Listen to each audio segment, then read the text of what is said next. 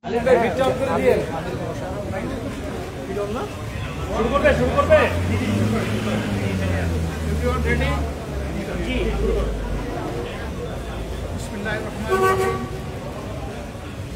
বন্ধুগণ, আসসালামু আলাইকুম ওয়া রাহমাতুল্লাহ।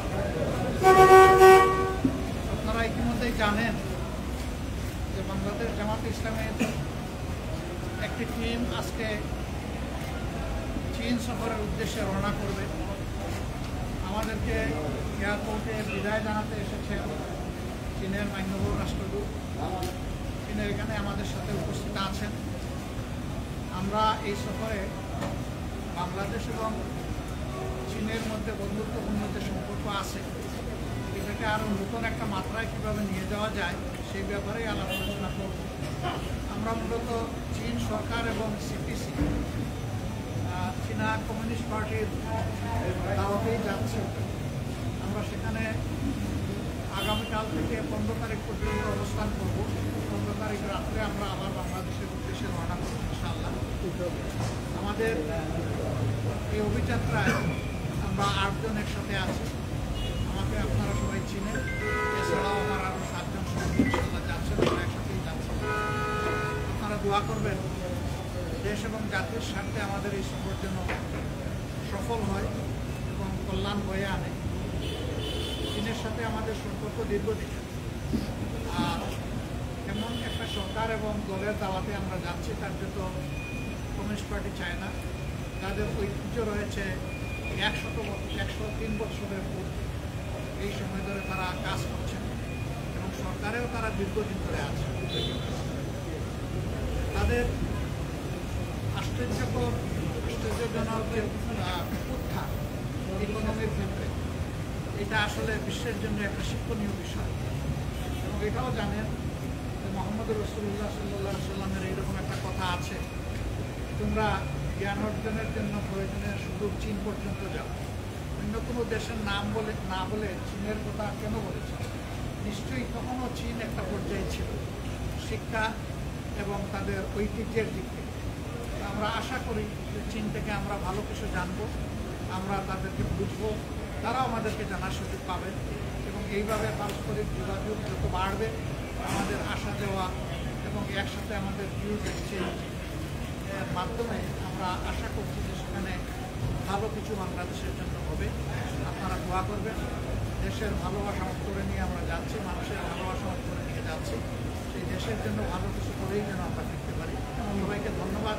Now I request His Excellency, the Honorable Ambassador of China, he will address our journalists.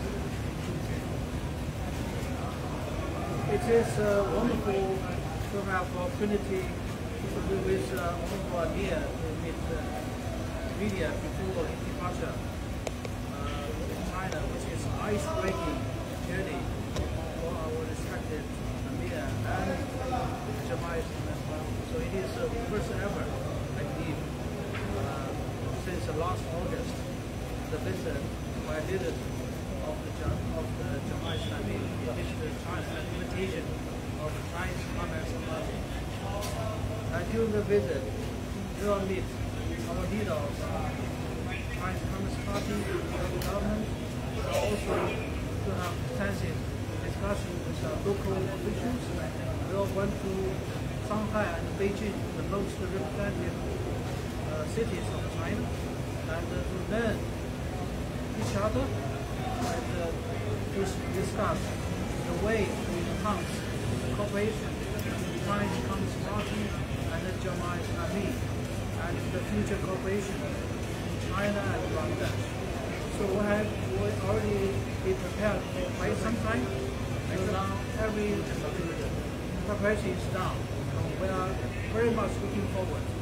Very successful, very productive visit by Honorable Amir of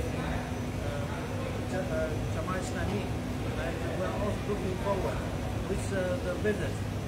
There will be another landmark in cooperation between Chinese Communist Party and Jamaat Islami, and it will also be new impetus for China-Bangladesh future development. Thank you. Thank you all. আসসালামু আলাইকুম ওয়া রাহমাতুল্লাহ।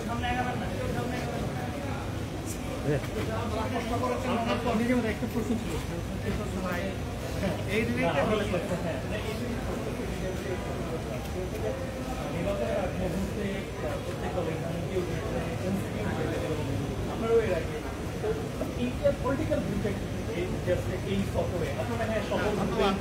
আমরা শুধু চীন সফর করছি না, আপনি হয়তো লক্ষ্য করে থাকবেন যে দুনিয়ার অন্যান্য জায়গায় আমরা যাচ্ছি।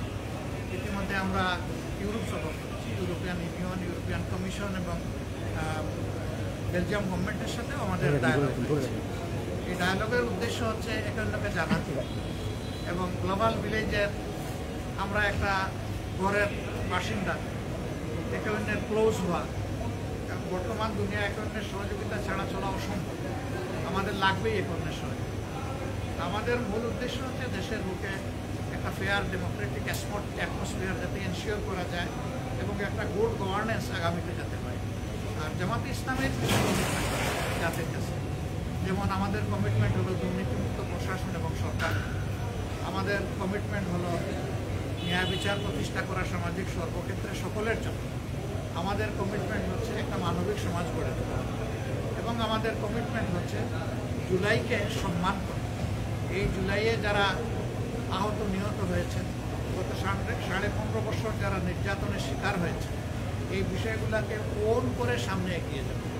আমাদের এই এক্সক্লুসিভ যে এজেন্ডাগুলো আছে সেগুলো নিয়েও আমরা দেশে বিদেশে কথা বলি। ধন্যবাদ আপনাকে। ভাইয়া মাইক্রোফোনটা। আসসালামু আলাইকুম। ধন্যবাদ।